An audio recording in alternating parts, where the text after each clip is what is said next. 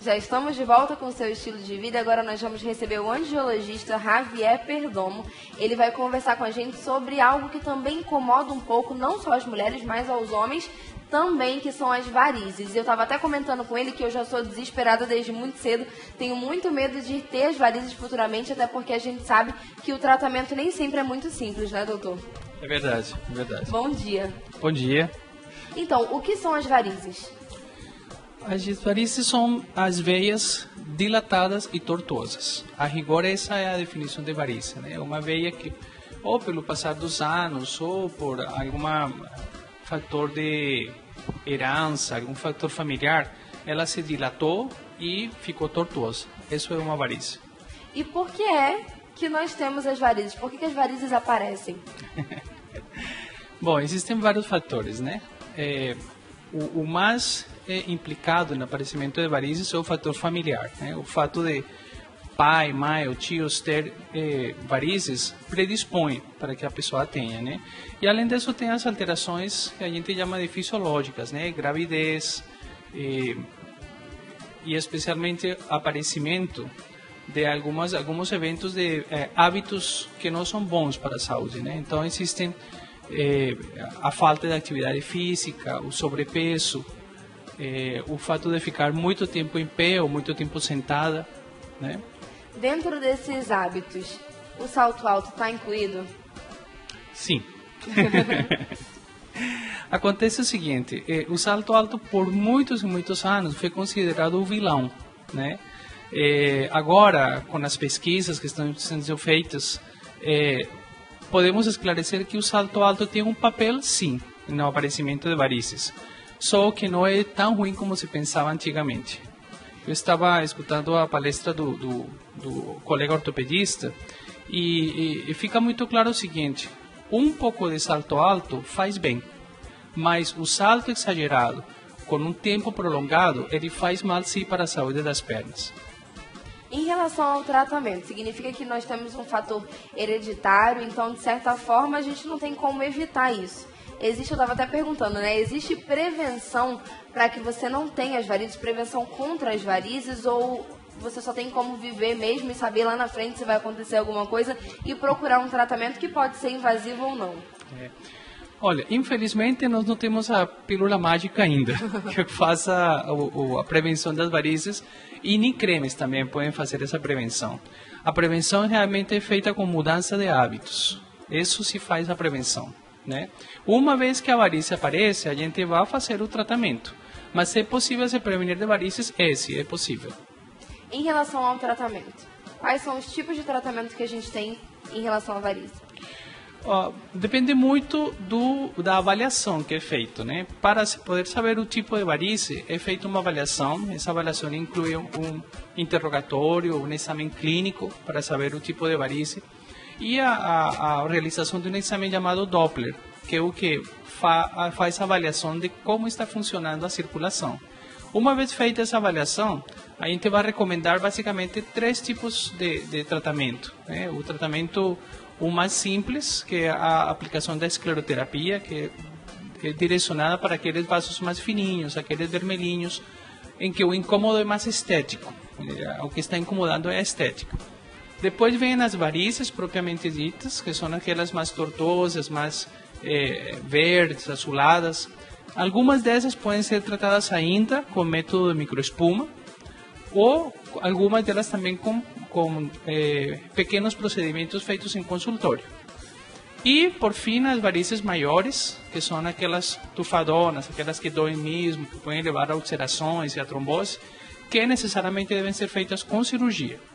Aí a cirurgia tem várias opções, né? Existe a cirurgia minimamente invasiva, a cirurgia mais invasiva, a cirurgia que requer hospitalização. São várias as possibilidades que nós temos. E para as pessoas que não têm a possibilidade de fazer um tratamento de tipo estético, a gente tem a prevenção, né? Que é a parte para poder evitar que elas apareçam e, quando aparecem, que elas piorem. Em relação aos remédios que a gente vê por aí, né? Que às vezes a gente vê nas propagandas, que são pílulas, que são remédios um pouco mais acessíveis, não são invasivos, como seriam alguns outros procedimentos.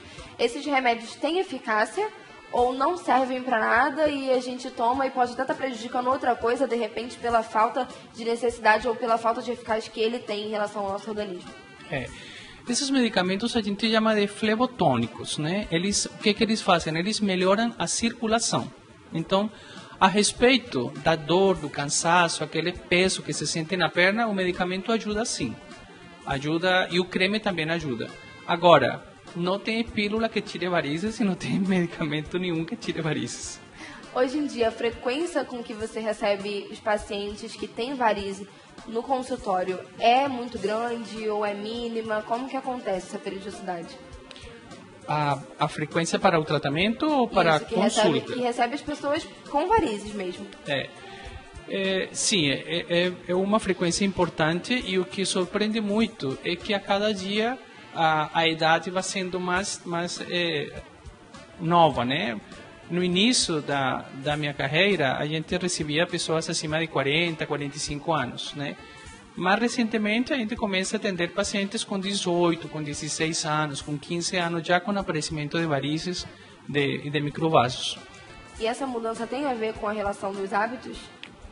Totalmente. Vários estudos já demonstraram que alterações de alimentação, porque as carnes e os alimentos preparados, eles vêm com muito hormônio. E esse hormônio que leva ao enfraquecimento das veias e a consequente dilatação delas, né? O sobrepeso, que está de mãos dadas com a falta de atividade física, né? Então, são fatores ambientais e fatores de comportamento que alteram diretamente a saúde das pernas. E existe diferença entre o homem e a mulher? O homem tem mais varizes ou menos varizes que a mulher? Como acontece essa classificação? A diferença, basicamente, são duas. Uma, a mulher descobre mais rápido o aparecimento de varizes por conta da depilação, que ela evidencia, né? Quando você tira o pelo, os varizes ficam aparentes, e por conta do estímulo hormonal. O uso de anticoncepcional, cada vez mais cedo, com idades mais novas, ele predispõe ao aparecimento de varizes, né? E por último, a gravidez, que faz com que a mulher também seja mais propensa a ter varizes. Nós homens temos duas vantagens. O pelo dificulta bastante, né? E nós não usamos hormônio, né? Então isso nos favorece um pouco. Mas o aparecimento de varizes nas mulheres também está muito relacionado à ocupação, né? Ao trabalho que ela tem, à quantidade de filhos, ao uso ou não de hormônio. São vários os fatores que fazem com que as mulheres tenham mais frequência. Existe algum sintoma que possa deixar assim, a gente em alerta de que estão chegando, digamos assim, algumas varizes ou de que nós estamos prestes a ter varizes ou qualquer coisa do tipo? Sim, sim. A principal alerta é a dor e o cansaço na perna. Apareceu dor e cansaço na perna, já é indicação de procurar um angiologista para se consultar, porque é a indicação de que algo já está dando indícios que podem aparecer vasinhos ou varizes. As crianças, já teve algum caso raro, algum caso diferente de uma criança que tenha aparecido já com varize no consultório? Já. São menos frequentes e acontecem mais em alterações genéticas, né? Existem algumas doenças transmitidas geneticamente que predispõem a essas doenças. Mas são síndromes, né? São diferentes. Abaixo dos 15 anos é muito estranho ver paciente com varizes. Quando a gente está sentindo dor, quando a varize está incomodando, é correto colocar uma compressa de água quente ou fria, colocar o pé para cima de repente? Algumas pessoas costumam dizer que se a gente coloca os pés para cima, auxilia na circulação. Isso é verdade? Auxilia muito, porque durante o tempo que nós estamos sentados ou em pé, a circulação ela está lutando contra a gravidade. Nós temos na panturrilha, nos músculos da panturrilha, o que nós chamamos do coração das pernas, né? Que são os músculos da panturrilha. Quando eles fazem a compressão, eles impulsionam o sangue de volta, né? Quando nós perdemos essa musculatura, em parte por uso do salto alto, que se perde o uso dessa musculatura, começam a aparecer os sintomas. Então, quando você senta e já eleva as pernas, já está ajudando a circulação. Inclusive, pessoas que passam sentadas muito tempo, a gente indica para usar os estrados inclinados, para que a perna não fique dobrada, sino que fique facilitando a circulação. Existem vários outros hábitos que impedem a circulação, né? Então, isso faz parte da educação que a gente faz no consultório, uma vez feita a consulta, né? Em relação àquelas meias que a gente vê, algumas são de compressão, outras são menos apertadas, digamos assim, serve para alguma coisa? Tem alguma coisa a ver com a varize? Serve muito. Essas meias, elas são meias de compressão elástica e o objetivo principal delas é justamente aumentar o retorno venoso. Existem vários tipos de meia. Existem de suave compressão, de média compressão, de alta compressão. E a indicação é feita justamente pela avaliação clínica e pelo exame de Doppler para saber qual a meia. E na parte preventiva, o ideal é usar meias de suave compressão. Pessoas que começaram a sentir dor, cansaço na perna, já têm indicação para usar a meia compressão. E a outra indicação é na gravidez ou nos casos de sobrepeso. Na gravidez, até o 3º mês, a indicação é usar meia 3/4, que é aquela que chega embaixo do joelho. E depois do 3º mês e até o 5º mês, usar meia coxa. A partir do 7º mês, usar meia para grávida mesmo. O Arlen da Alvorada quer saber o seguinte: as varizes só aparecem na panturrilha? Podem aparecer nos braços, por exemplo?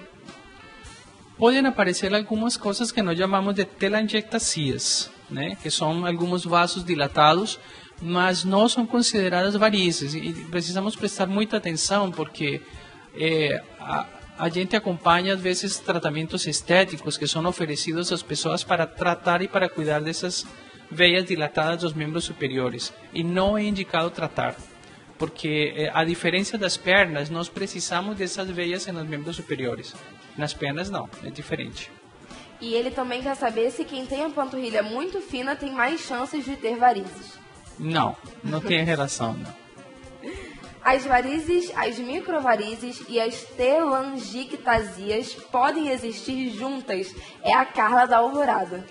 Pode sim, Carla. Podem acontecer juntas. E, via de regra, é o que a gente observa. O estágio inicial são as telangiectasias, que evoluem para microvarizes e que podem chegar a ser varizes dilatadas. Então, é evolução uma da outra. Sim. Elas podem estar junto ou podem aparecer em sequência. Doutor, muito obrigada pela sua participação, obrigada por estar disponível para a gente, por esclarecer as nossas dúvidas. Obrigado a você pelo convite. E você continua com a gente, quando a gente voltar do intervalo a gente ainda vai conversar sobre os sapatos. E se você tiver alguma participação, pode enviar para o nosso número 92, é o código de Manaus, 98111 4512.